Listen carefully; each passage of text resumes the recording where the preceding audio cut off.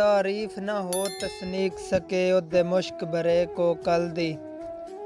टुरे जा मुरगाबी गोता जन बन लहरां वांग उछलदी। रेशमी बदन चो नितर के दिसदी जी बैश नाजक गल दी। राह साईंदा माही बिन तैं डिठियां पई मुफ्त जवानी ढलदी। शाला ओ अज घर मेहमान होसन जकू वेख ठरन पईयां अखियां। अल आतश पुकारन हिक मुदत कदीम तो तसियां। रब जाने किथ त्रुट मान गियोने हर पासे दिसदियां कसियां। राह साईंदे हिजर ते ऐन शबाबे बेवस कई वारी वसियां। ऐ इब्नल वक्त जै हसमो खैनी दिला हटकिया हा कई वारी। हथों मुड़ समझे जिन जीवी मेरी मिन्नत नू दिल आजारी।